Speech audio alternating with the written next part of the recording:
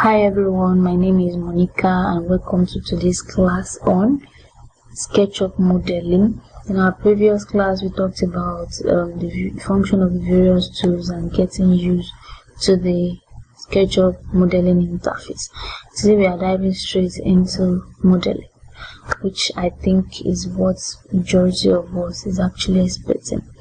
So from here, let me just launch I've launched it actually, so this is my SketchUp interface, and you still remember this.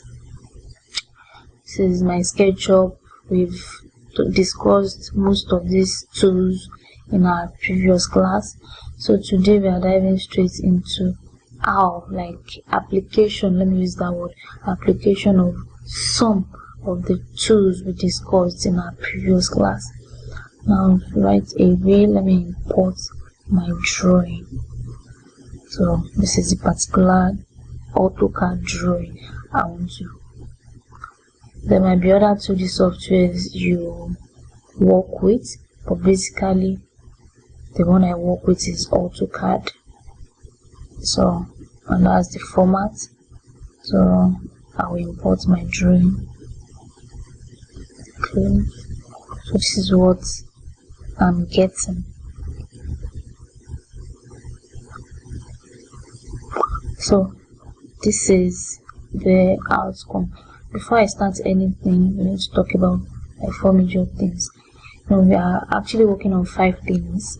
The first is importation. We've actually imported our 2D model into the 3D working interface. The next is explosion. Sorry for using that word, but we have to ungroup. If I click on this model now, you see that it came in as a single entity. SketchUp imports drawings as a single entity. So you are the one to decide if you want to be working with it, which is kind of not easy. So we have to ungroup it. That's what brought about the word explosion, but SketchUp don't really use ungroup, it uses explode. So for me to separate this into individual units, I will left click, which will give me this blue demarcation or this blue boundary or markings. Then I will right click. Can you see it? See, here is our explode. Basically what it does is to ungroup your drawings. So by the time you're having more than 2 drawings in a single file, you need to explode. Even if you import a single drawing, you need to explode so that you won't have to draw all the boundaries or trace out all the boundaries to conclude your outline or to start your modeling. So let's just explode to call the story short.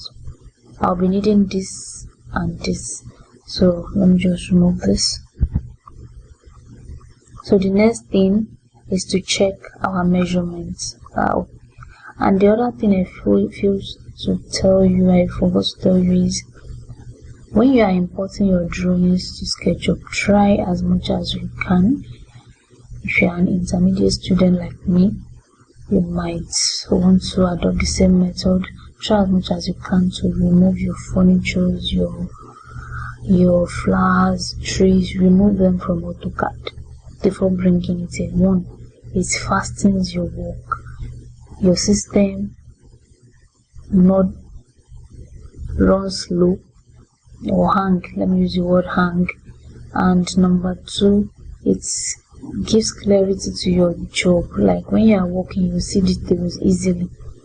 Unlike when you import a congested design from AutoCAD, you have to go through the stress of navigating. But if you are a prof, an expert, you will know how to work your way through. As you can see, my drawing is actually very, very neat. But if I open the actual drawing, I have furniture all over it. So to hasten things up, I want to measure the distance to be sure that my scale and dimension is still intact. And meter is reading meter, millimeter is reading millimeter. So I don't have issues.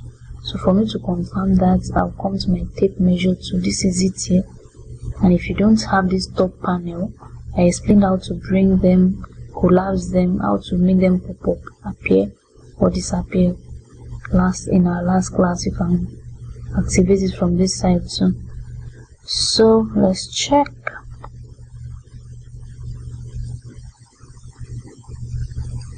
Now from AutoCAD, if you check on my measurement tab at the lower right, as I've explained last week, from AutoCAD my drawing was done in millimeters. So obviously it's brought my model in millimeters. My drawing came in millimeters. But because my setting for SketchUp, my model setting is in meters, now there's conflicts of units. You can see I'm having 150 meters, which is certainly not possible. The width of the block we are actually talking about here is 6 inches block. That's just the general name, the 6 inches block, and it's not possible for my 6 inches block to be 150 meters. So something is wrong somewhere, and which needs to be corrected. Before you think of correcting, you need to make the decision of, do you want to work in millimeters or do you want to work in meters, whichever one is convenient for you. But for me, I solely prefer to work in millimeters because it makes my work faster, and it tallies with whatever I started with from AutoCAD. Now for me to adjust the 150 millimeters, change it back to meter, first thing I come to Windows, Map Info, is on decimal. So here these are the formats, just like your AutoCAD, the various formats. I prefer decimal, then I change it to millimeters. So basically that's most of what I do. Sorry for that. That's most of what I do on my model info. So I come back to check if there is any adjustment to my. As you can see, there's actually an adjustment, but it's a very, very crazy one. So it means my drawing is scaling. Now from here to here is 150 millimeter. So just have selected it. I will try and select the second point too. Then type in the actual dimension, the actual measurement. Hit enter. It's asking me if I want to resize. That's just the way to rescale. It's either you rescale or you call it rescale or you call it resize. So pick the point you want, then you don't have to stress yourself, just type. The moment you selected your point, your measurement tab automatically is active, is ready to accept input of any value. So I've done that.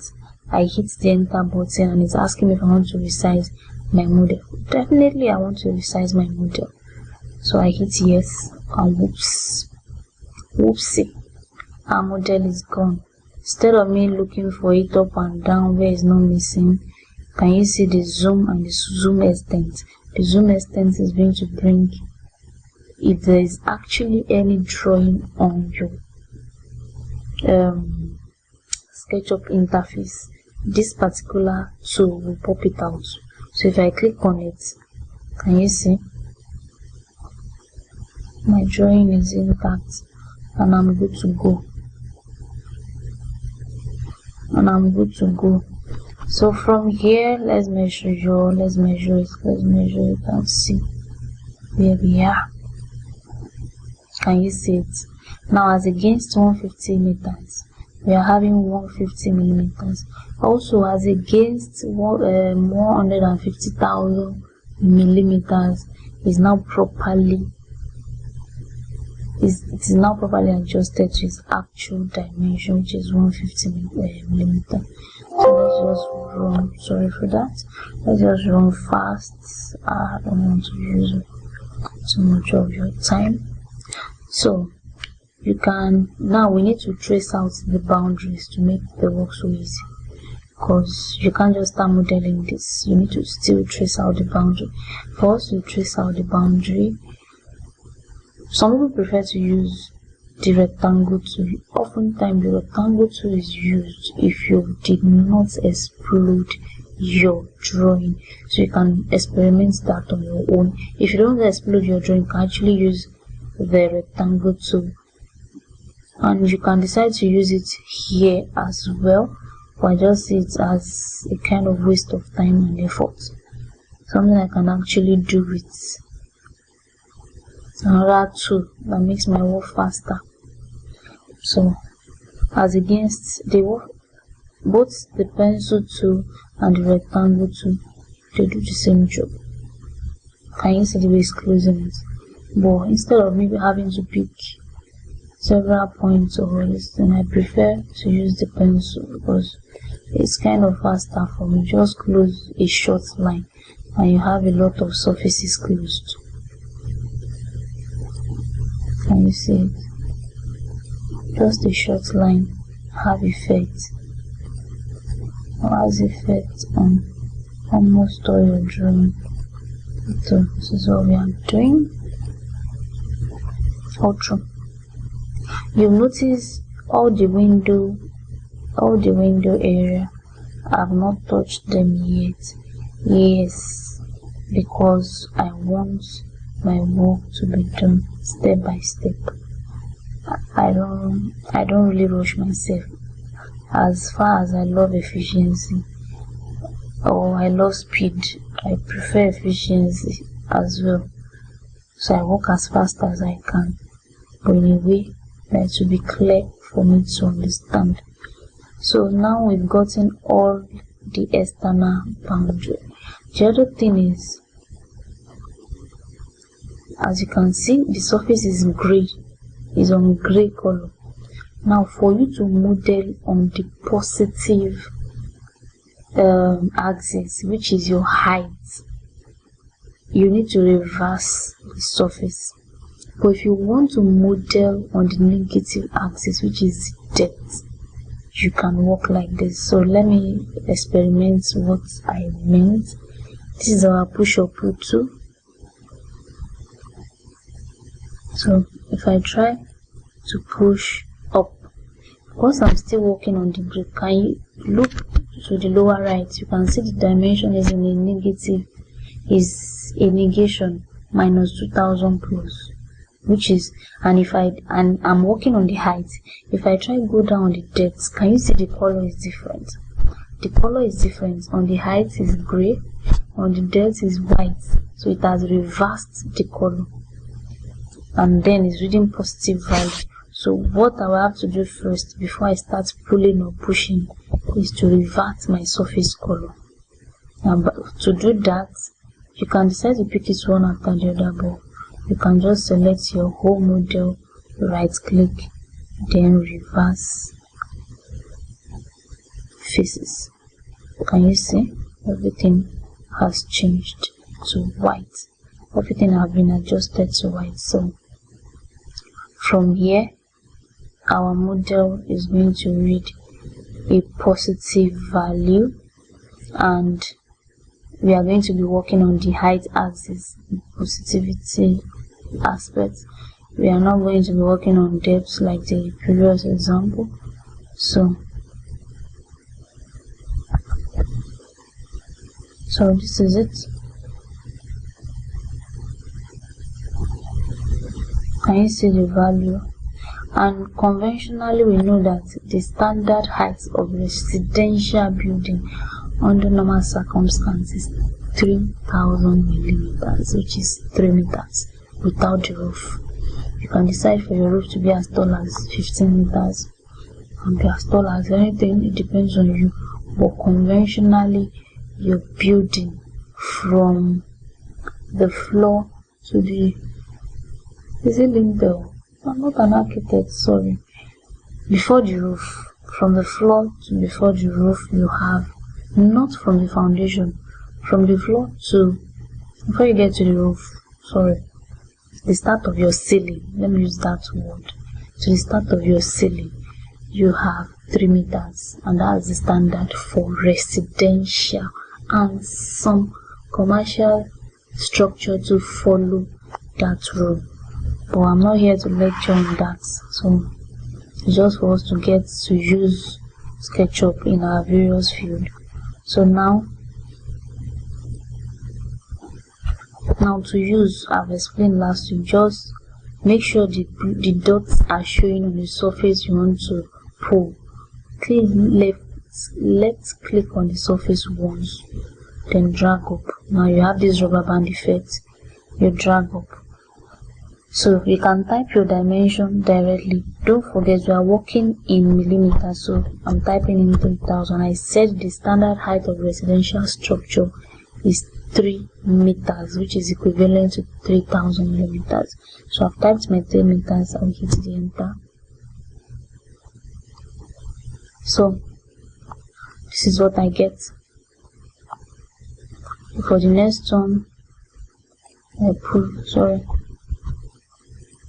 pull again with the rubber band effect, type in my 3000, hit the enter. Can you see it? But I can't continue typing in 3000 for each of the drawings, unless I'm not sure it's something I can select together. I've not tried it. So what I do, I have 2 major hacks I use for it to make my work easy. The first one is I've imputed 3 meters in the previous part I pulled.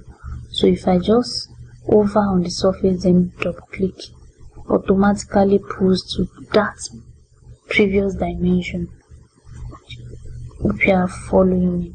So if I double click, because my previous dimension is 3000 millimeters, if I double click on this particular surface again, it's going to fit directly into that the previous dimension. It's going to assume, okay, it's just like I'm telling the computer that assume my previous dimension, use my previous dimension to pull this present surface. That's just what I'm trying to tell the computer. So if I left click twice, no space, just double click twice, I have the same thing, and I can continue to do this till the end of my drawing. Although this is kind of faster for me, but there are times when you have to pull the window to its shorter level, pull the window at the same time, so you're having alternating dimensions. So at that point you may not be able to assume my previous dimension, because if the previous dimension was a window height, you can't use it for a wall height. So the other method is you click, pull. You won't double click this time, you click once and hold your left button down on your mouse, then pull it. You can feel the rubber band effect. If I drop it, it's going to drop. Now I will hover to the top of an existing pulled wall. What I mean is, now is like this. I will hover to the top of this one. I can go as far as this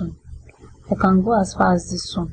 If you check my dimension side, my dimension tab is telling you 3000 millimeters. So now what the computer is asking you is that, are you sure you want me to pull this particular surface to 3000 meters, about 3000 millimeters, just like the previous surfaces, or just like this surface you are pointing at? And if I say yes, it means I have accepted it. I'll just release my the left button of my mouse. Let me redo that. What I mean is, this is the surface. Click on the surface, pull it up, then pull it and hover over an existing or pulled surface. So this is what I mean. If I hover on this top, can you see it? On either of the edges, either it's showing rectangle, blue, or green circle, you are good to go. It's going to finish the job. So this is how I get to pull my walls out and get the work done. So I can still go back to the double clicking aspect, which was what I started with. So sorry about this.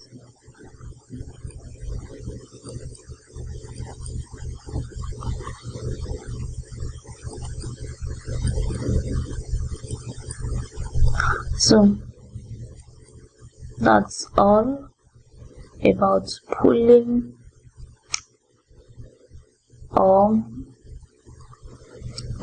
this is kind of where we're going to stop today, so you can have a space of digesting everything I've identified.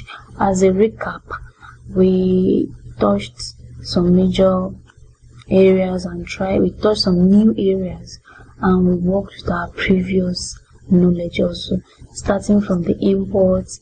Then we check our dimension to rescale.